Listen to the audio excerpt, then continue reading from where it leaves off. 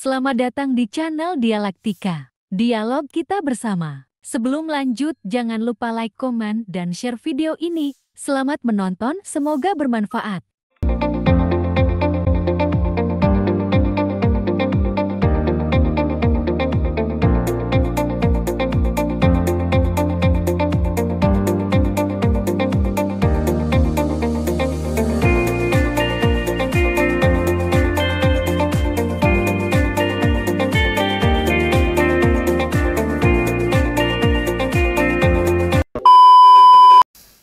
Assalamualaikum warahmatullahi wabarakatuh.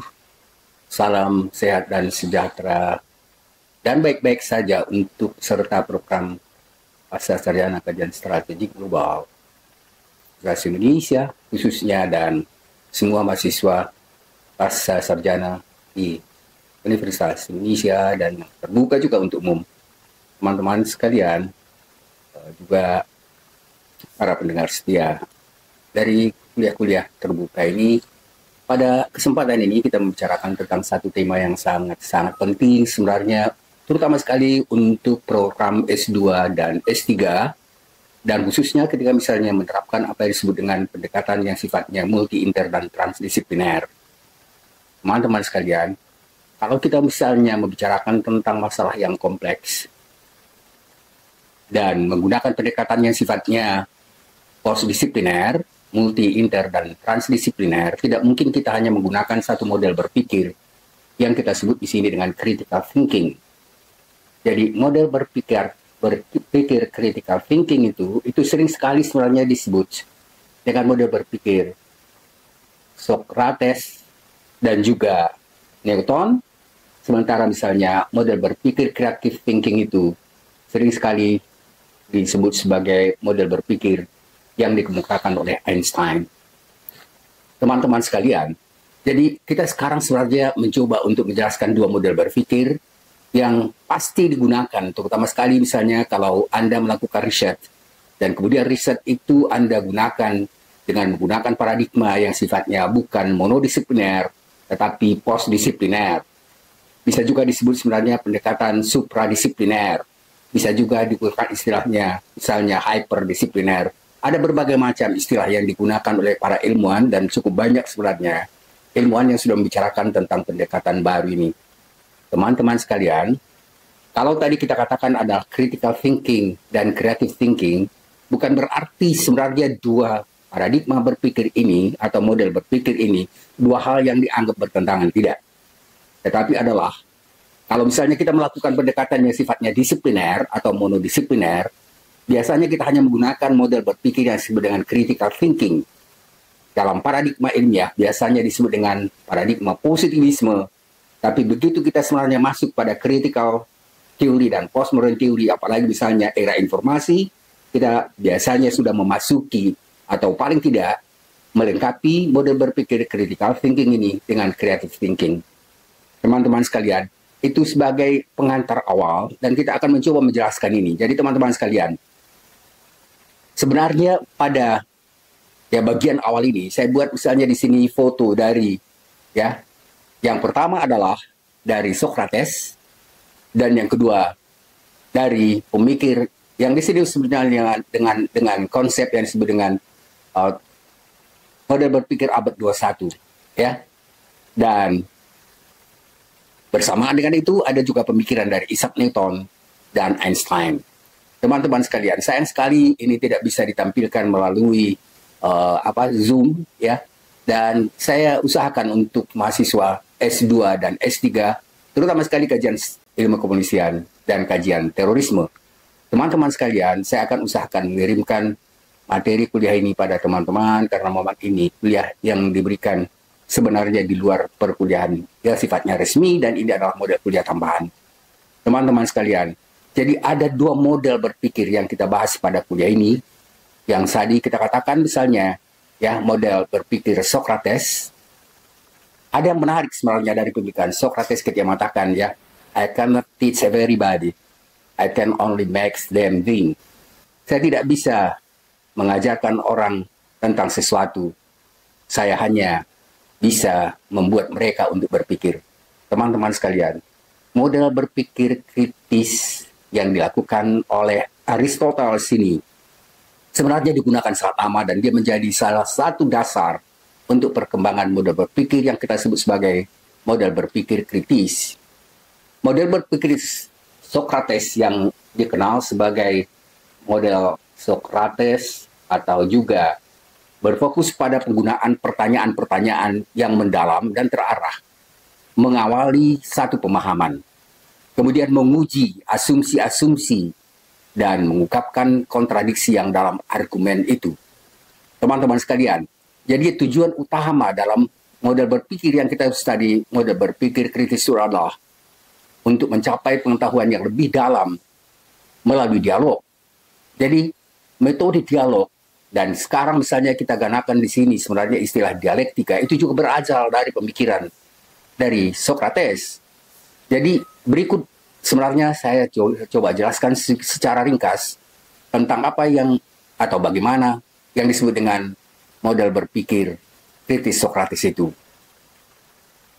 Tadi kita katakan bahwa dia melakukan suatu dialog ya dengan mahasiswa-mahasiswanya. Ingat ya, ini adalah sebenarnya yang dilakukan Socrates itu bukan seperti nanti yang dilakukan oleh muridnya Plato yang mendirikan satu akademi pertama di dunia, dan dia justru sebenarnya melakukan dialog itu pada ruang-ruang terbuka. Ingat istilah yang kita sebut nanti dengan apa disebut ruang publik ya. Jadi dialektika Socrates menggunakan dialog sebagai alat utama untuk memeriksa konsep dan keyakinan. Dalam proses ini, dia sering bertanya pada mahasiswanya, pada orang lain tentang definisi atau pemahaman mereka mengenai suatu konsep. Kemudian dia terus menantang jawaban mereka dengan pertanyaan lanjutan. Yang kedua misalnya, dia mengawali asumsi dasar. Melalui pertanyaan-pertanyaan yang mendalam, Socrates kemudian mendorong orang untuk berpikir lebih kritis tentang asumsi yang mendasari pemahaman mereka, dan kemudian ia sering sekali menyoroti ya bahwa banyak dari keyakinan mahasiswa atau yang dikemukakan pertanyaan itu ditanyakan kepada mereka dan dicoba diuji apakah memang pernyataan mereka, jawaban mereka itu benar. Jadi mencari inkonsistensi, inkoherensi, dan kontradiksi di dalam jawaban-jawaban itu dilakukan Socrates untuk menemukan ketidakselarasan atau kontradiksi dalam argumen yang mereka berikan. Ketika ditemukan jawaban yang menunjukkan bahwa pandangan tersebut memerlukan revisi atau penjelasan yang lebih lanjut. Dan pada tahap berikutnya atau keempat, tujuan untuk menemukan kebenaran. Jadi dia melakukan satu ya upaya untuk mencoba mengalihkan atau mengajarkan, memberikan informasi secara langsung, dan tujuan Socrates adalah membantu para mahasiswa atau orang lain menemukan kebenaran melalui proses dialog. Dialog Socrates ini ya sebenarnya merupakan satu awal dari bagaimana misalnya seseorang mempertanggungjawabkan dari pernyataan dan ucapannya, dan itu dilakukan hanya dengan upaya untuk menjelaskan argumen dan fakta yang ada. Teman-teman sekalian, jadi model pengakuan ketidaktahuan yang dikemukakan oleh Socrates ini ya dikenal dengan pernyataannya bahwa ia hanya tahu satu hal, yaitu bahwa ia tidak tahu apa-apa, dan kesadaran ini dianggap sebagai langkah awal dalam pemikiran kritis karena mendorong seseorang untuk membuka pertanyaan dan terbuka terhadap pengetahuan yang baru dan terus-menerus memberikan dan memeriksa keyakinan yang mereka kemukakan. Teman-teman sekalian, jadi Socrates sebenarnya mencoba untuk bisa mempertanggungjawabkan ucapannya, pernyataannya, dan pernyataan itu bisa dibuktikan benar berdasarkan logika dan fakta. Ingat teman-teman sekalian, ini sebenarnya nanti yang menjadi dasar untuk apa yang kita sebut dengan model berpikir kritis dalam ilmu pengetahuan. Pada positivisme ilmiah sebenarnya memang ya dasar yang dikemukakan dalam model berpikir dialektika oleh Socrates ini menjadi dasar utama untuk pembenaran suatu teori di mana teori itu hanya bisa dianggap benar jika bisa dibuktikan secara faktual, bisa diverifikasi, dan bisa difalsifikasi. Teman-teman sekalian, ini adalah dasar yang perlu sekali bagi kita, misalnya bagi mahasiswa, ketika misalnya mencoba untuk membuktikan suatu penelitiannya, suatu kesimpulan yang diberikan ketika misalnya melakukan. Teman-teman sekalian, dan pasti para dosen yang menguji juga akhirnya akan mencoba untuk memperkuat atau membenarkan teori yang dikemukakan berdasarkan argumen dan fakta yang dikemukakan. Teman-teman sekalian, jadi Socrates sebenarnya ya mencoba untuk memukakan, mempertanyakan, dan bagaimana misalnya mahasiswa itu secara berani untuk mempertanyakan ininya. Jadi begini, Socrates itu mencoba mempertanyakan ya, dan kemudian nanti dia kritik itu, dan kemudian setelah dikritik dicoba ditanya terus akhirnya sampai pada dianggap menemukan satu definisi atau pernyataan umum yang diterima secara bersama. Teman-teman sekalian, yang berikutnya sebenarnya kita katakan di sini bahwa ya Socrates itu memberikan satu cara berpikir yang dikatakan baru, dan ini menjadi satu dasar untuk paradigma berpikir atau model berpikir yang sampai sekarang itu masih tetap dilanjutkan walaupun mungkin dengan menggunakan argumen yang lebih lengkap. Teman-teman sekalian, jadi sekarang kita mencoba untuk melihat model berpikir yang kedua. Jadi model berpikir yang kedua yang kita sebut tadi dengan model berpikir ya creative thinking. Jadi tadi kita katakan critical thinking, maka sekarang kita mencoba untuk memukakan tentang berpikir kreatif, creative thinking. Kalau kita misalnya mencoba untuk memasuki creative thinking, sebenarnya itu memerlukan kreativitas dan inovasi. Jadi kita tidak dikungkung ya oleh satu model paradigma atau paradigma berpikir, dan kita harus out of the box. Tapi berarti out of the box itu juga harus bisa misalnya ya menjelaskan bagaimana misalnya kita bisa menemukan satu ya jawaban atau teori baru dengan membuktikan bahwa tetap itu sebenarnya bisa kita pertanggungjawabkan dalam pengertian bahwa apa yang dikemukakan dalam bentuk kreativitas dan inovasi itu sebenarnya dilakukan juga dengan satu model berpikir yang sangat ketat. Teman-teman sekalian, jadi model berpikir yang kita sebut tadi dengan creative thinking ini sering sekali disebut sebagai model berpikir abad 21. Ya. Jadi dia adalah model kerangka berpikir atau keterampilan yang dirancang untuk mempersiapkan individu menghadapi tantangan-tantangan abad 21 ini. Dan ingat, kita sekarang sudah selalu menjelaskan tentang fenomena yang muncul pada abad 21 yang terutama sekali menjadi permasalahan dalam kajian strategi global Universitas Indonesia. Jadi jelas sekali kalau misalnya kita mencoba untuk lebih memperluas misalnya cakupan ya program-program yang ada di kajian strategi global atau misalnya di beberapa fakultas di lingkungan UI ya, maka akhirnya sebenarnya model berpikir bukan berarti meninggalkan model berpikir yang disebut tadi dengan critical thinking, tetapi critical thinking itu harus dilengkapi dengan model berpikir kreatif atau yang kita sebut tadi dengan model berpikir abad 21. Teman-teman sekalian, jadi model berpikir ini terutama sekali ya menghadapi perkembangan ya terhadap perkembangan teknologi, perubahan sosial dan dinamika global. Jadi kita sekarang menghadapi yang kita sebut misalnya dengan perkembangan teknologi. Ingat, perkembangan teknologi informasi itu menimbulkan apa yang disebut dengan globalisasi, memunculkan apa yang disebut dengan kompleksitas, merupakan perubahan-perubahan dalam ya sosial dan dinamika secara global. Teman-teman sekalian, karena ada perubahan yang sangat mendasar, maka sekarang kita katakan tadi bahwa kita harus tidak berarti meninggalkan model berpikir yang kita sebut tadi dengan model berpikir kritis itu, tetapi out of the box, keluar dari keterkungkungan model berpikir itu, dan kita masuk pada model berpikir yang sekarang kita bahas, yaitu model berpikir kreatif.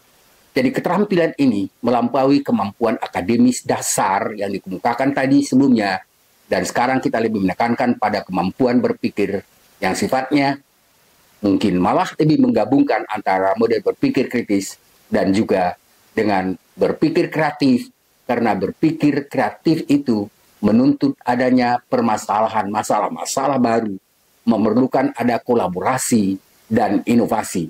Teman-teman, kalau kita akan memerlukan ya ada kolaborasi, berarti itu sebenarnya kita biasanya menghadapi masalah itu tidak hanya sendiri, tetapi misalnya bisa dengan ilmuwan atau bidang-bidang ilmu lain. Dan kemudian dengan bekerja sama itu kita bisa melakukan satu lompatan atau penemuan-penemuan baru yang kita sebut sebenarnya dengan inovasi.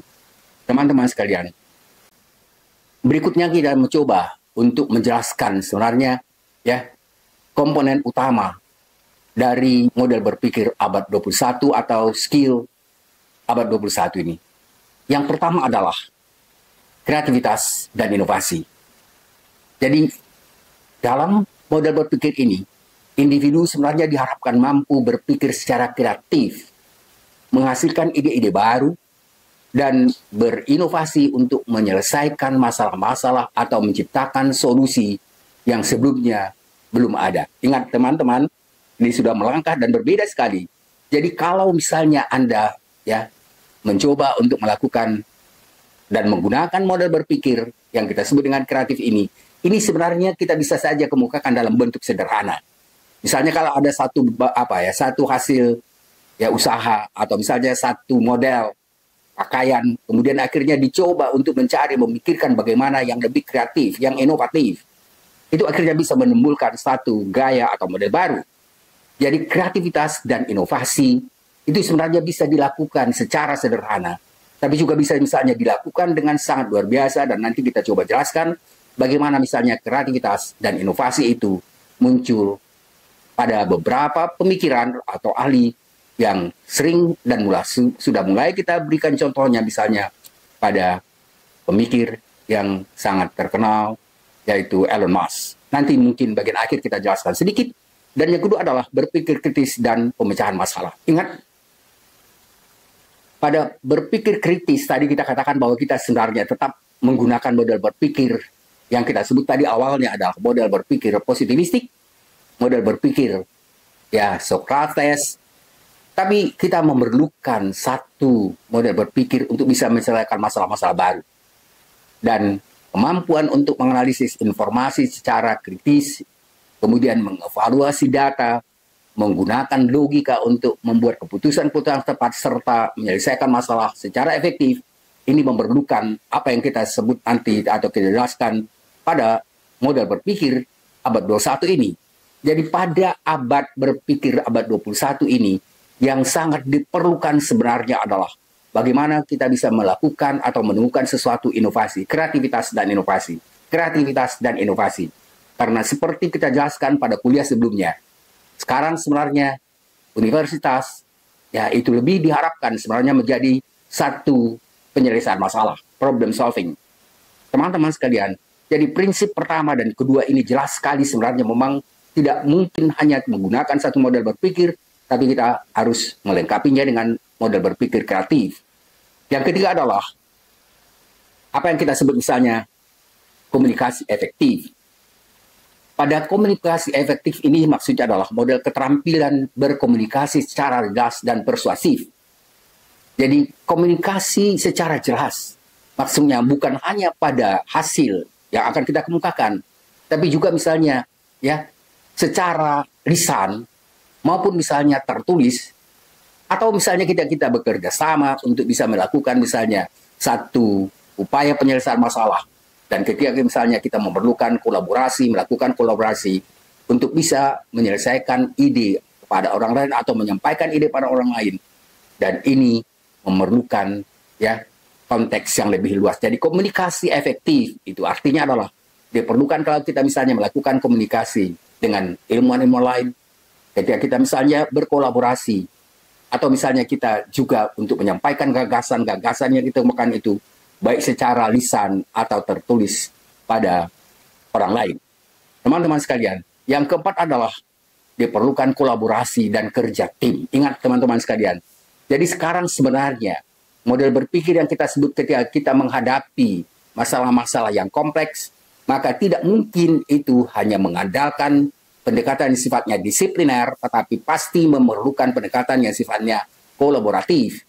Dan bentuk kolaboratif itu bisa sebenarnya yang lebih sederhana dalam bentuk pendekatan multidisipliner, kemudian bisa cross-disipliner, bisa interdisipliner, dan yang paling memerlukan kerjasama secara luas itu adalah ya riset transdisipliner.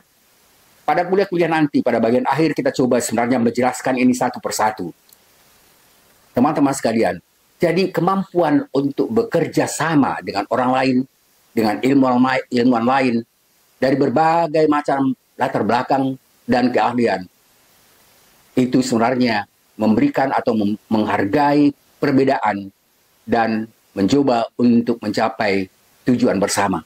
Teman-teman sekalian, yang paling jelas sebenarnya, dan saya lihat sekarang misalnya ada satu buku baru, ya, buku yang diterbitkan oleh Kajian Strategik Global, dan saya diminta untuk misalnya ikut nimbrung membicarakan itu nanti, kalau tidak salah itu hari Jumat depan, untuk membicarakan sebenarnya ya isi buku baru yang baru terbit, dan itu sebenarnya ya hasil dari tulisan teman-teman dosen pengajar di Kajian Strategik Global itu. Jadi kolaborasi dan kerjasama tim akan terlihat sebenarnya ketika kita mencoba untuk menyelesaikan masalah-masalah yang sifatnya kompleks. Yang kelima adalah literasi informasi dan media. Teman-teman sekalian, sekarang sering sekali dikatakan ya istilah literasi. Jadi literasi itu adalah keterampilan dalam mengakses, mengevaluasi, dan menggunakan informasi dari berbagai macam sumber. Ingat teman-teman sekalian, ya, kita sekarang tidak mungkin lagi seorang ilmuwan, doktor, profesor, tapi hanya terkurung di dalam satu bidang ilmunya dan tidak bisa memahami dan tidak bisa bekerja sama, berdialog, berkolaborasi dengan ilmuwan lain. Masa sekarang adalah masa yang sudah berbeda sekali dengan ya masa-masa sebelum abad 20. Ya, maksudnya selama abad 20 dan di akhir abad 20 sebenarnya kita sudah memasuki apa yang kita sebut sekarang dengan era teknologi informasi, dan itu sudah kita jelaskan sekitar 2-3 kali perkuliahan sebelum ini. Teman-teman sekalian, kalau yang berikutnya sebenarnya, kalau tadi kita katakan bahwa kita sudah membicarakan tentang permasalahan yang muncul sebelum era teknologi informasi, maka begitu kita masuk pada teknologi informasi, maka muncul masalah-masalah yang berbeda dengan era sebelumnya. Dan yang keenam di sini kita katakan bahwa ya literasi teknologi. Ya, ini saya sebenarnya agak sulit mengikuti ini karena memang ya dalam banyak hal tidak mungkin misalnya saya bisa memiliki ya kemampuan literasi yang tinggi, terutama sekali tentang teknologi, teknisnya, karena kemampuan untuk menggunakan teknologi dengan cerdas, etis, serta memahami dampak teknologi itu memerlukan misalnya pemahaman yang luas, dan kemudian juga misalnya memerlukan bagaimana misalnya kita memiliki tanggung jawab terhadap masyarakat dan dunia kerja. Teman-teman sekalian, sering sekali mungkin kita menganggap bahwa literasi teknologi itu tidak memerlukan apa yang disebut dengan kecerdasan ya etis. Bang, kecerdasan etis itu sebenarnya menjadi sangat penting pada kemampuan literasi teknologi, karena kemampuan bukan hanya dalam bentuk kecerdasan, misalnya dalam literasi teknologisnya saja, tapi juga tercantum pada literasi teknologi itu adalah masalah etisnya. Teman-teman, saya sering berikan contoh, dan ini karena memang lagi hangat adalah, Anda bisa lihat, kita bisa lihat bagaimana misalnya problem etis yang muncul pada ya fufu fafa. Ini adalah sebenarnya pelanggaran yang sangat luar biasa, yang sepertinya di Indonesia ini masih dianggap hal-hal yang masih bisa dimaafkan, tapi sebenarnya ini adalah masalah yang benar-benar saya belum pernah menemukan satu pelanggaran yang lebih berat dari apa yang dikemukakan pada fufu fafa ini, karena di situ sebenarnya banyak sekali yang dikemukakan model pelanggaran etis, pelanggaran moral, mulai misalnya dari para katakanlah misalnya sekarang calon presiden, para artis, para tokoh, keluarga yang permasalahan etisnya itu sangat luar biasa. Jadi teman-teman sekalian, hampir semua ilmuwan yang membicarakan tentang teknologi informasi itu selalu pada bagian akhirnya menekankan pentingnya apa yang disebut dengan masalah etik. Pada kuliah sebelumnya kita menjelaskan misalnya bagaimana misalnya ya Floridi ya itu disebut sebagai tokoh etika yang terkemuka, yang termasyhur pada permasalahan etika teknologi informasi ini. Teman-teman sekalian, jadi sekarang kita memahami dampak teknologi terhadap masyarakat itu sebenarnya berdampak sangat luas, dan ingat teman-teman, karena ya dampak dari etika informasi itu akan seperti abadi dan dia bisa menyebar kemana-mana ke seluruh dunia. Itu sebenarnya yang jadi problem besar. Yang berikutnya yang ketujuh adalah bagaimana misalnya fleksibilitas dan adaptasi atau adaptabilitas dari satu teknologi itu, karena kemampuan untuk beradaptasi dengan cepat terhadap perubahan baik di tempat kerja maupun dalam kehidupan sehari-hari, serta kemampuan untuk menghadapi kehidupan yang tidak pasti, ketidakpastian, dan bagaimana misalnya kita bisa menghadapi ketidakpastian itu dengan tenang. Teman-teman sekalian, masalah ketidakpastian itu sebenarnya sangat berkaitan dengan masalah yang kompleks. Masalah ketidakpastian. Teman-teman sekalian, sekarang kan kita sering sekali mengatakan misalnya ya permasalahan ekologi itu menimbulkan masalah yang sangat luas, mengglobal. Sehingga sering sekali terjadi ya peringatan, kemungkinan hati-hati untuk tanggal sekian akan terjadi misalnya angin atau misalnya taufan besar misalnya di satu daerah. Bisa misalnya di situ tidak terjadi tapi terjadi di tempat lain.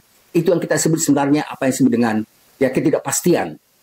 Prinsip ketidakpastian di alam ini berjalan sebenarnya bersamaan dengan prinsip kepastian.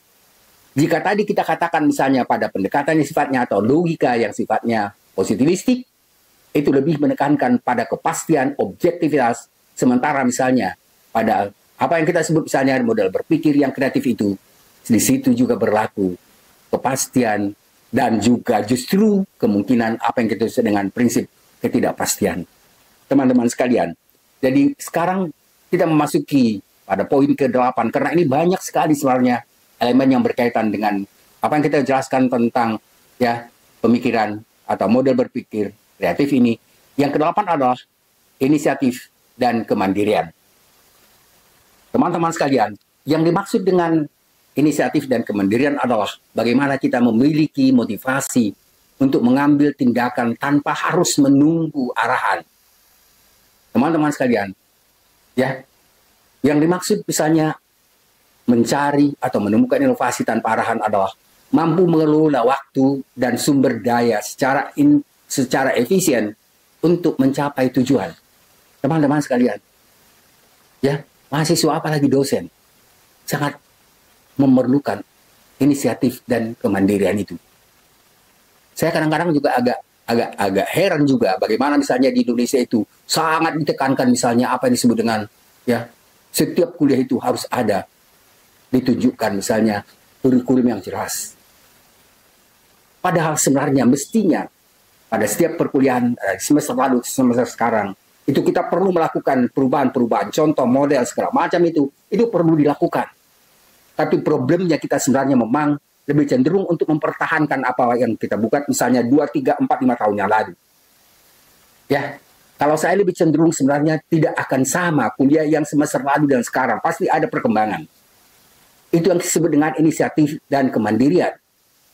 Ya, di universitas-universitas yang sangat memerlukan apa yang kita sebut dengan kemandirian itu adalah bagaimana misalnya ya kemandirian atau inisiatif dan kemandirian itu sangat diberikan penghargaan pada dosen dan juga misalnya pada mahasiswa. Ingat nanti dikatakan harus ada model inovasi. Jadi mahasiswa tidak hanya mengulang-ulang apa yang dikemukakan dosen, tetapi juga mereka harus bisa misalnya memberikan kreativitas dan inovasi kreativitas dan kemandirian sejauh itu juga bisa mereka pertanggungjawabkan. Yang ke-9 adalah kesadaran global. Yang dimaksud dengan kesadaran global di sini adalah bagaimana misalnya pemahaman tentang isu-isu global, termasuk budaya, ekonomi, politik, serta bagaimana isu-isu ini saling berhubungan satu dengan yang lain, dan kemudian bagaimana misalnya perlu kerjasama untuk bisa menghadapi dan mengatasi masalah ini. Teman-teman sekalian, ini sebenarnya yang sangat penting sebagai cakupan dari nomor 1 sampai nomor 9 ini, perlunya kesadaran global. Di kajian strategik global, mestinya setiap mata kuliah itu, dosen sudah memulai meminta mahasiswa untuk memikirkan apa masalah-masalah atau isu-isu global dalam kajian mereka. Apa yang menjadi isu-isu global pada kajian kepolisian? Apa yang menjadi isu-isu global misalnya pada terorisme? Apa yang menjadi isu-isu global misalnya pada ketahanan nasional? Apa yang menjadi isu-isu global pada bagian-bagian lain? Teman-teman sekalian, lalu bagaimana kita menganggap harus sama kalau tidak ada kreativitas dan inovasi? Bagaimana misalnya kalau tidak diperlukan inisiatif dan kemandirian? Tidak mungkin. Jadi teman-teman sekalian, ya, jangan menganggap bahwa kesemuanya harus seragam. Karena ada dosen yang memang sangat kreatif, inisiatif, dan kemandirian, tapi ada dosen yang sejak memberikan kuliah beberapa tahun pun tetap akan itu saja. Itu memang sangat meringankan sebagai pekerjaan, tetapi memang tidak begitu menguntungkan bagi mahasiswa dan perkembangan. Teman-teman sekalian, jadi model-model yang dikatakan tadi, bagaimana misalnya perubahan cara berpikir, ya, pada model berpikir yang pertama yang kita sebut dengan critical thinking, dan kemudian memasuki model berpikir yang kedua yang kita sebut dengan model creative thinking itu sudah memberikan gambaran yang jelas bagi teman-teman sekalian. Sekarang kita lanjutkan misalnya dengan lembaga-lembaga dan ilmuwan yang mengemukakan model berpikir abad 21 ini. Teman-teman sekalian, ini sebenarnya memerlukan memang penelusuran yang sangat luas dari berbagai macam ilmuwan dan lembaga yang memberikan upaya untuk bisa menekankan pentingnya apa yang kita sebut dengan model berpikir abad 21 ini. Pada konsep abad 21 ini, skill untuk abad 21, pertama sekali misalnya dipopulerkan oleh berbagai organisasi pendidikan, lembaga pemerintah dan sektor swasta untuk menjawab tantangan global di era informasi.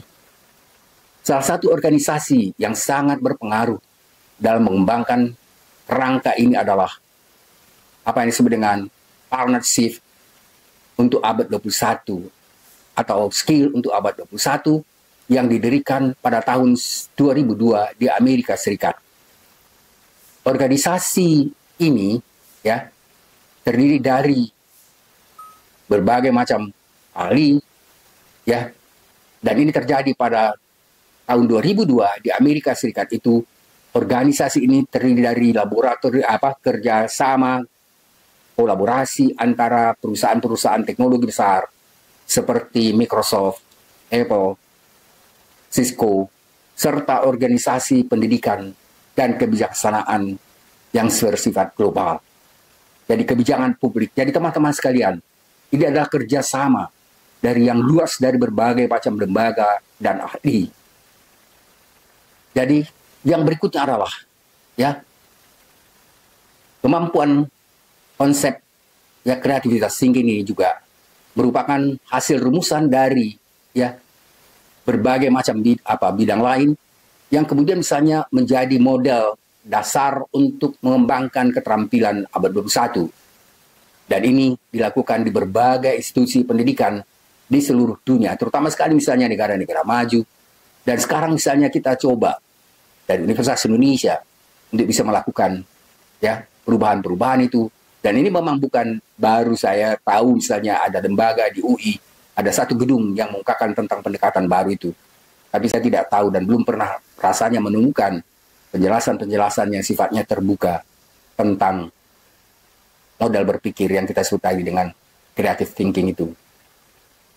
Berikutnya adalah bagaimana misalnya kerangka ini mengintegrasikan keterampilan yang diperlukan dalam dunia kerja modern, terutama yang berhubungan dengan teknologi, literasi, media, dan kemampuan berpikir kritis. Teman-teman sekalian, saya sebenarnya sangat mengharapkan bagaimana Universitas Indonesia, katanya Universitas Indonesia satu-satunya universitas yang masuk dalam 1000 universitas terkemuka di dunia, walaupun dia ya hanya di atas 800 ya di antara 1000 itu. Tapi itu sudah syukur dan mudah-mudahan kita bisa tetap mempertahankan itu, tapi memang harus benar-benar berupaya untuk bisa mengikuti perkembangan.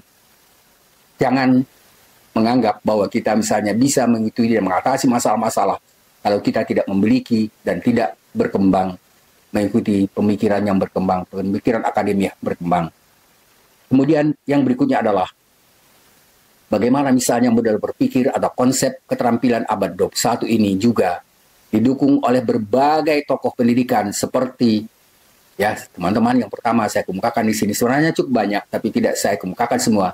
Yang pertama adalah Howard Gardner yang dikenal dengan teori kecerdasan majemuk.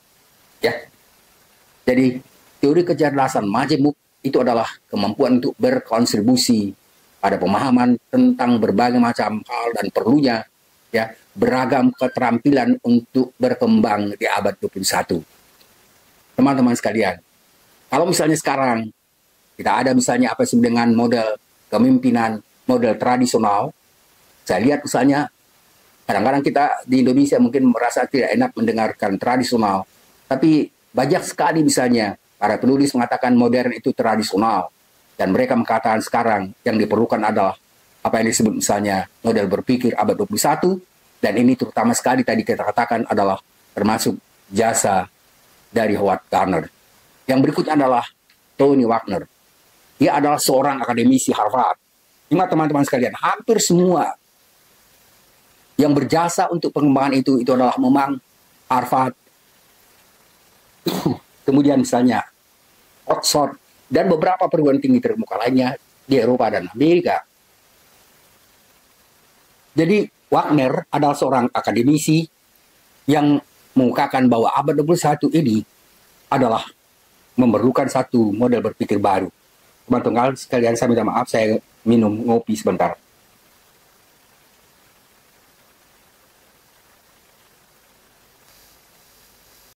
Jadi yang pertama tadi saya kemukakan Howard Wagner. Yang kedua adalah Tony Wagner. Ini adalah salah seorang akademisi Harvard yang menulis buku yang berjudul The Global Achievement Gap. Ia menekankan perlunya keterampilan inovasi, kreativitas, dan pemecahan masalah-masalah dalam menghadapi dunia global yang sangat kompetitif. Kompetisi berartinya memang memerlukan ya perkembangan yang bisa mengikuti perkembangan untuk bisa mengatasi atau berkompetisi dalam berbagai macam bidang. Teman-teman sekalian, jadi beberapa universitas yang saya kemukakan misalnya contohnya di Eropa dan Amerika, memang mereka berkompetisi untuk bisa mengikuti perkembangan.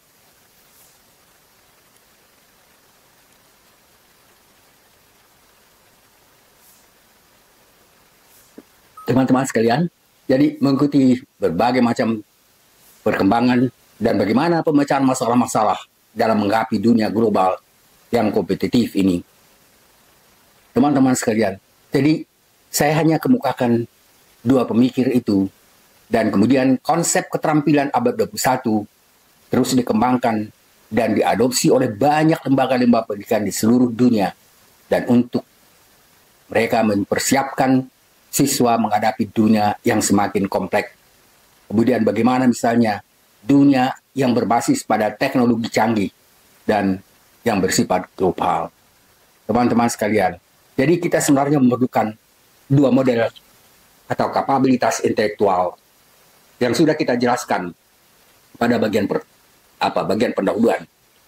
Untuk mengatasi masa-masa yang kompleks itu, ya masalah-masalah yang berjejaring pada era informasi ini, memang kita harus melakukan ya perubahan atau perkembangan pemikiran.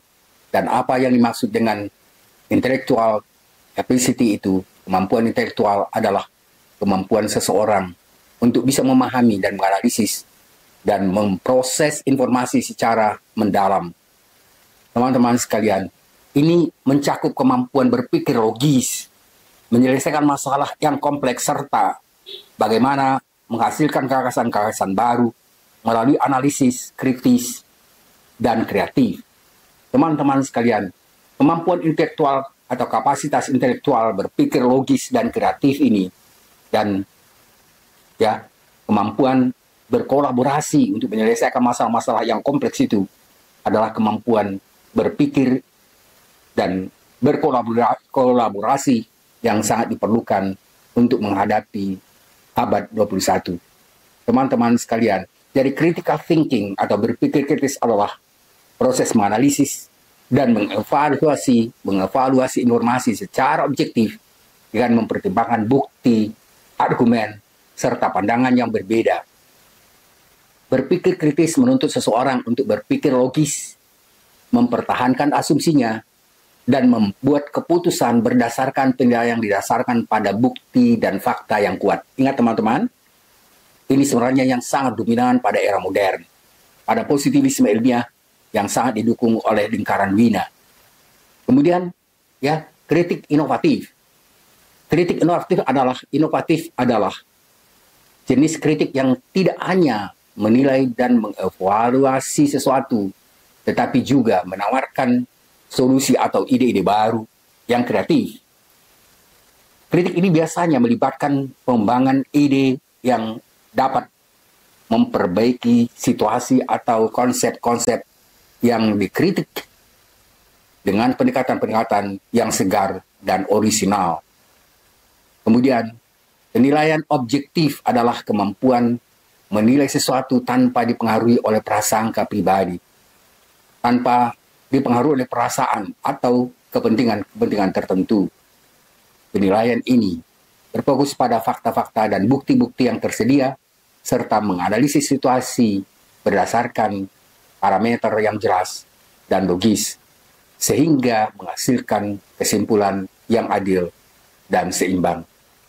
Teman-teman sekalian, keempat konsep yang kita kemukakan di atas berhubungan erat dalam proses berpikir yang terstruktur secara mendalam, terutama sekali dalam konteks akademis profesional maupun pengambilan keputusan sehari-hari.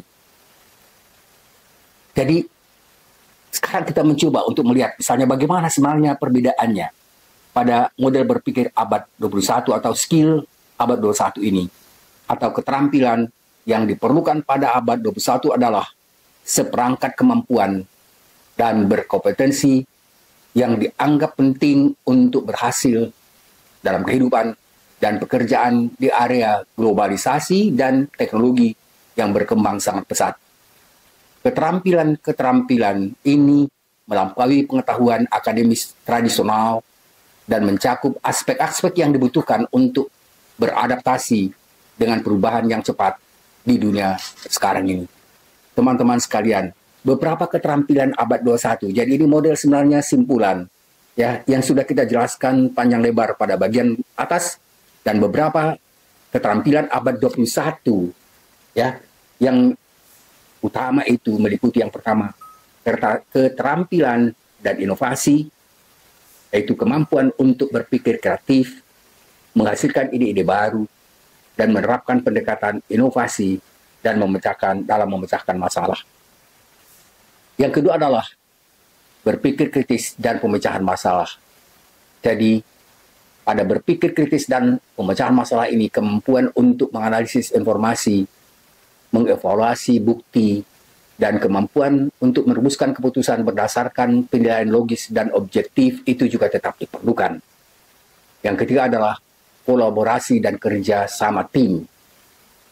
Tadi sudah dijelaskan pada bagian terdahulu bahwa sekarang ini sangat diperlukan misalnya kerja sama tim. Oleh karena itu kita menekankan pendekatan yang disebut pendekatan bukan monodisipliner, tapi cross-disipliner, atau katakan misalnya ya pendekatan yang sifatnya mengatasi pendekatan-pendekatan yang sifatnya disipliner itu. Dan keterampilan bekerja sama secara efektif dengan orang lain, baik dalam tim maupun dalam proyek kolaboratif, termasuk misalnya pada kemampuan untuk mendengarkan berbagai ide dan juga misalnya berkontribusi secara produktif.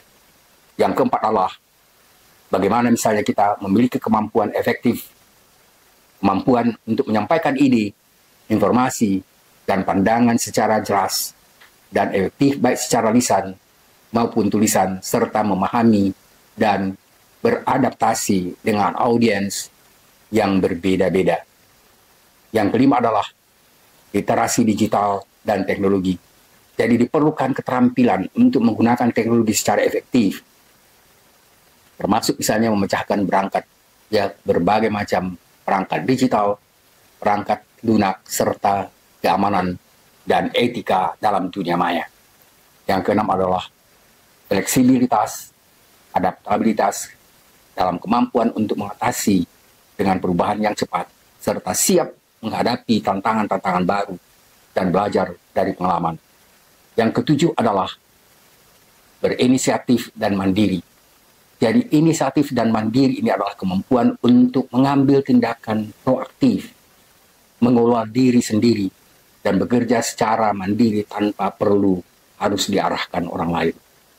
Yang kedelapan adalah bagaimana misalnya masalah sosial dan kultural, atau apa yang disebut dengan kesadaran sosial dan kesadaran kultural.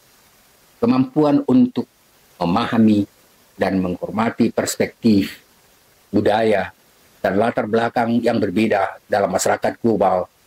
Ini sangat dipentingkan karena semakin kita terhubung dengan berbagai macam budaya dan tradisi itu, dan kita harus bisa menghargai masing-masing satu sama lain. Teman-teman sekalian, jadi keterampilan ini sangat penting dalam lingkungan kerja, dalam era yang kita sebut sebagai era teknologi informasi ini, yang membutuhkan individu yang tidak hanya mampu melakukan tugas-tugas teknis, tapi juga memiliki kemampuan interpersonal, berinovasi, dan berpikir secara mandiri. Jadi apa yang dimaksud dengan critical thinking atau berpikir kritis itu? Tadi sudah kita jelaskan semua, tapi mungkin pada bagian akhir ini kita sedikit berikan misalnya satu model simpulan atau rangkuman. Jadi critical thinking atau berpikir kritis adalah proses mental yang digunakan untuk menganalisis, mengevaluasi, dan memahami informasi secara mendalam dan objektif. Tujuannya adalah bagaimana misalnya kita bisa berpikir kritis untuk mencapai keputusan atau kesimpulan yang logis, rasional, berdasarkan fakta dan bukti-bukti yang ada, dan bukan hanya sekedar emosi.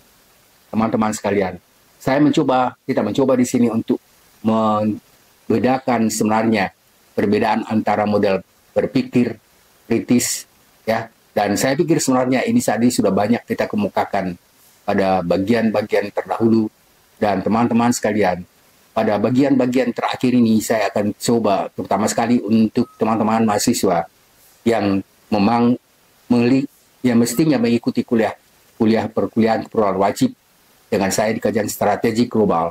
Saya akan sampaikan yang mudah-mudahan materi perkuliahan ini pada teman-teman, dan saya tidak mungkin menyelesaikan ini sampai selesai karena memang ada sekitar 70 atau 80 ya halaman yang sebenarnya saya sudah siapkan untuk perkuliahan ini, dan kalaupun misalnya akan dilengkapi mungkin memerlukan waktu lebih dari 2 jam. Ya, kita masih terus lanjutkan.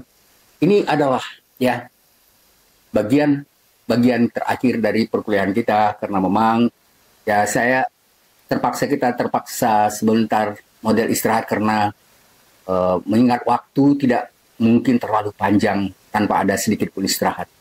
Teman-teman sekalian, kita lanjutkan sekarang tentang keterpaduan kedua model itu. Jadi kalau pada bagian awal tadi kita jelaskan seperti dua hal yang bertentangan, sebenarnya tidak demikian, tetapi adalah dua model berpikir yang bisa dipadukan menjadi satu kekuatan baru yang bisa kita gunakan, kita manfaatkan untuk mengatasi masalah-masalah atau berbagai macam problem pada abad 21 ini.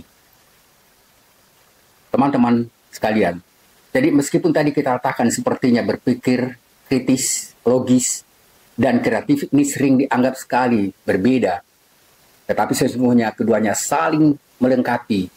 Dan dalam kasus-kasus yang dikemukakan seperti model berpikir Einstein, meskipun dia sangat kreatif dalam menghasilkan teori-teori baru, tapi teori tersebut juga harus melampaui pengujian kritis dan pembuktian logis untuk diakui kebenarannya. teman-teman sekalian. Jadi setelah misalnya ya kita mencoba atau katakanlah misalnya Einstein melakukan uji coba tentang apa yang dianggapnya misalnya benar itu, ya kemudian dia selalu mencoba apakah memang bagaimana konsekuensi dari pemikiran baru itu dan apakah memang itu bisa dibuktikan dalam kenyataan. Jadi hasil kreativitas dan inovasi itu nanti bisa diuji coba dan dibuktikan dalam bentuk apakah memang benar apa yang diperhitungkan sebelumnya, teman-teman sekalian. Jadi ini sebenarnya nanti yang kita coba jelaskan misalnya bagaimana ya Elon Musk melakukan itu. Berikutnya adalah bagaimana ya dengan cara demikian dalam pemikiran misalnya model-model yang kita sebut tadi model Newton, meskipun pendekatannya sebagai sangat logis dan empiris, tetapi ada saat-saat di mana inovasi, kreativitas itu diperlukan. Teman-teman sekalian, inovasi dan kreativitas diperlukan untuk menjelaskan fenomena yang belum pernah dijelaskan sebelumnya. Ingat, jadi ada perkembangan. Jadi kalau ada misalnya sebelumnya satu teori, ya, kemudian ada kemungkinan misalnya melakukan inovasi, melakukan kreativitas dan inovasi, itu berdasarkan misalnya pemikiran yang benar-benar sangat serius dan bisa dibuktikan juga. Teman-teman sekalian, kalau pada pemikiran yang kita lakukan misalnya pada pemikiran positivistik itu memang sangat lama sekali ada perkembangan ilmu pengetahuan, tetapi begitu misalnya para ilmuwan yang luar biasa, ya ini ditantang dengan bagaimana mereka untuk bisa menghasilkan teori dan kreativitas inovasi, maka sekarang kita lihat bahwa perkembangan ilmu pengetahuan itu bergerak dengan sangat cepat dan luar biasa. Dengan demikian, kita bisa mengacu pada model berpikir, kita katakan tadi Newton untuk berpikir logis, dan kemudian model berpikir Einstein untuk berpikir kreatif dan inovatif. Tetapi perlu diingat bahwa keduanya sering sekali misalnya saling mendukung dalam mencapai penemuan-penemuan besar dan baru. Jadi kedua pendekatan ini diperlukan dalam dunia ilmiah maupun kehidupan sehari-hari untuk memecahkan masalah secara kreatif. Teman-teman sekalian, para ibu-ibu yang menjual misalnya gado-gado atau menjual makanan, ya kue, mereka juga mungkin dalam bentuk atau cara sederhana bisa lebih meningkatkan kualitas dari masakan-masakan sebelumnya dengan membuat satu inovasi atau kreativitas dan inovasi yang sederhana yang membuat misalnya hasil jualannya itu lebih banyak disukai dan menghasilkan ekonomi yang lebih tinggi. Teman-teman sekalian, jadi jelaslah bahwa pengertian ucapan Einstein, ya, dia mengatakan bahwa education is not planning of the fact, but a training of the mind to think. Hampir sama juga dan berpikir oleh Socrates. Jadi pendidikan itu bukanlah belajar tentang fakta, tetapi percobaan atau upaya untuk melakukan berpikir dan menggunakan pemikiran. Dan dia mengatakan bahwa kebiasaan untuk menyelesaikan masalah itu sebenarnya itu adalah satu bentuk berpikir yang diperlukan untuk menciptakan hal-hal yang baru. Teman-teman sekalian, ini adalah bagian ya ringkas tapi sangat berarti yang saya kutip dari pemikiran Einstein. Jadi kalau dari awal juga tadi sudah kita mulai misalnya dari pemikiran dari Socrates, kemudian Einstein itu justru kalau misalnya Anda sempat lihat dalam PowerPoint yang saya buat itu jelas sekali misalnya ada bagaimana pemikiran dari Einstein itu ketika dia mengatakan bahwa ilmu pengetahuan itu tidak hanya memerlukan fakta, tetapi juga kreativitas atau ilmu pengetahuan itu harus berkembang dengan menggunakan ya kreativitas dan inovasi. Teman-teman sekalian, jadi di sini, ini sebenarnya kalau dalam ya PowerPoint ini ada gambar dari Einstein dan ucapan-ucapannya, ya. Jadi dia mengatakan misalnya kita tidak bisa, we cannot solve the problems with the same thinking we use when we created them. Jadi dia mengatakan bahwa kita tidak mungkin bisa menyelesaikan semua masalah dengan cara yang sama dan kita memerlukan ya cara berpikir yang berbeda. Teman-teman sekalian, Jadi saya katakan bahwa sebenarnya apa yang kita bicarakan dalam kuliah-kuliah ini adalah sebenarnya satu model berpikir yang sangat kita perlukan. Teman-teman sekalian, jadi pendidikan bukanlah satu atau sekedar mempelajari fakta seperti dikatakan oleh Einstein, tetapi bagaimana misalnya melatih kita untuk berpikir kreatif. Ini yang diperlukan sekarang. Dan ini yang menyebabkan misalnya satu universitas itu menjadi sangat-sangat terkenal. Karena memang mereka yang menemukan hal-hal yang baru di dunia ini. Dan universitas lain tinggal mengikuti. Sekarang problemnya, bagaimana misalnya kita juga bisa melakukan perubahan itu dengan cepat. Dan kalau bisa misalnya juga nanti bisa menghasilkan ya hal-hal yang baru yang diperlukan untuk bisa menyelesaikan masalah-masalah yang ada. Tapi kita harus mulai untuk melakukan itu. Dalam kutipan-kutipan yang dikemukakan Einstein, ia menekankan bahwa tujuan utama pendidikan bukan hanya menghafal atau mengumpulkan informasi, melainkan untuk mengembangkan kemampuan berpikir kritis dan mengasah kecerdasan. Teman-teman sekalian, bagi Einstein pendidikan itu, bagi Einstein pendidikan yang ideal adalah proses melatih seseorang untuk mampu menganalisis, mengevaluasi, dan menyelesaikan masalah-masalah dengan berhasil. Dan bukan hanya untuk mengingat fakta-fakta saja, tetapi juga misalnya bagaimana bisa pendidikan yang sejati itu membantu seseorang menjadi pemikir yang mandiri, bukan hanya menerima pengetahuan secara pasif. Yang berikutnya tadi kita katakan bahwa Einstein mengatakan bahwa tidak mungkin kita bisa menyelesaikan masalah yang berbeda dengan cara yang sama. Teman-teman sekalian, karena itu memang sangat perlu kreativitas.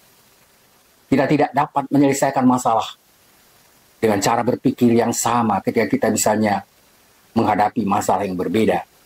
Dari kutipan-kutipan yang dikemukakan di atas itu mengandung pesan bahwa perubahan dan cara berpikir sangat penting untuk menyelesaikan masalah. Dan masalah-masalah yang muncul karena keterbatasan atau kesalahan dalam mencari cara berpikir kita sebelumnya itu akan gagal untuk bisa menyelesaikan masalah. Oleh karena itu, untuk mengatasi masalah-masalah tersebut, kita perlu berpikir secara berbeda dan lebih kreatif. Jika kita tetap menggunakan pola pikir lama, cara berpikir yang sama, kita akan terjebak dalam masalah yang sama. Einstein mengajak kita untuk melakukan atau menggunakan pendekatan baru dan keluar dari kotak-kotak yang melingkupi kita. Kita harus out of the box, menggunakan pendekatan baru yang lebih inovatif untuk menemukan solusi-solusi yang lebih baik. Teman-teman sekalian, jadi kutipan-kutipan ini menggambarkan pandangan Einstein dan pola pikir yang fleksibel, kritis, dan kreatif. Dan ini sangat diperlukan dalam pendidikan dan pemecahan masalah-masalah yang kompleks dan global. Teman-teman sekalian, jadi jelas sekali model paradigma berpikir ilmiah yang kita jelaskan tadi, terutama sekali perlu pelengkapan dari pemikiran Einstein terhadap pemikiran atau model berpikir sebelumnya yang dikemukakan oleh Newton dan para positivistik. Teman-teman sekalian, jadi model paradigma berpikir ilmiah dari Isaac Newton dan Albert Einstein sebenarnya adalah model berpikir yang saling mendukung, dan itu bisa menjadi satu kekuatan baru ketika kita misalnya menghadapi masalah-masalah yang baru. Berikut ada penjelasan yang lebih lanjut tentang bagaimana paradigma berpikir yang mereka katakan tadi, yang kita katakan tadi saling mendukung. Yang pertama adalah model berpikir ilmiah Newton secara logis itu, atau dikatakan model berpikir logis, deduktif, dan mekanis. Jadi model berpikir logis, deduktif, dan mekanis itu adalah model berpikir yang positivistik tadi. Teman-teman sekalian, paradigma Newton yang didasarkan pada hukum-hukum alam yang logis, teratur, dan dapat diprediksi. Dan Newton menekankan pentingnya pengalaman empiris, eksperimen, dan deduksi logis untuk bisa memahami permasalahan atau fenomena alam semesta yang pendekatannya sangat terstruktur menggunakan metode ilmiah yang kuat dan seragam. Teman-teman sekalian, jadi dia berhasil sebenarnya menggunakan metode ilmiah itu dengan memformulasikan hukum-hukum seperti apa yang kita kenal dengan gravitasi dan hukum gerak. Dalam model berpikir Newton ini, alam semesta dianggap sebagai satu sistem yang mekanis, sistem yang tetap, sistem yang pasti, yang beroperasi menurut hukum-hukum fisika ya, yang tetap dan bisa diprediksi. Pemikirannya didasarkan pada logika matematik yang sangat tepat dan eksak. Berpikir logis dan analisis kritis mendominasi cara berpikir ilmiah modern atau Newtonian, di mana fakta-fakta empiris diolah menjadi teori yang konsisten dan didukung oleh bukti yang bisa diverifikasi. Sementara pada model berpikir kreatif atau yang disebut misalnya model berpikir Einstein itu, paradigma Einstein membawa perspektif baru yang lebih kreatif dan imajinatif. Teman-teman sekalian, ya, kreativitas dan imajinasi dalam memahami alam semesta yang ditemukan oleh Einstein melihat bahwa hukum-hukum fisika yang dilakukan atau yang ditemukan oleh Newton tidak sepenuhnya berlaku pada kondisi ekstrim seperti pada kecepatan cahaya atau gravitasi yang sangat kuat. Teman-teman sekalian, melalui teori relativitas Einstein, ia mengubah cara kita memandang ruang, waktu, dan gravitasi. Berpikir ilmiah Einstein melibatkan eksperimen pemikiran yang kreatif, membayangkan skema-skema dan skenario-skenario baru untuk memahami alam semesta. Misalnya, ia membayangkan seseorang yang bergerak dengan kecepatan cahaya dan bagaimana waktu dan ruang berubah dalam kondisi tersebut. Teman-teman sekalian, sekarang kita bisa melihat bagaimana perkembangan yang lebih jauh berkembang dari pemikiran Einstein, di mana misalnya senjata-senjata yang memusnahkan manusia itu juga bisa lebih cepat daripada kecepatan cahaya. Teman-teman sekalian, dan juga apa yang dilakukan oleh misalnya Elon Musk dengan menggunakan pesawat yang lebih cepat dari kecepatan cahaya yang memungkinkan manusia bisa misalnya mendarat atau misalnya pesawatnya itu mendarat di Mars. Teman-teman sekalian, itu adalah hasil dari model berpikir yang kita sebut dengan model berpikir kreatif. Einstein menggabungkan inovasi dengan kebenaran ilmiah, menciptakan paradigma baru yang lebih fleksibel dan relatif. Menciptakan paradigma baru yang fleksibel dan relevan dengan fenomena alam yang tidak bisa dijelaskan dengan logika mekanis model Newtonian.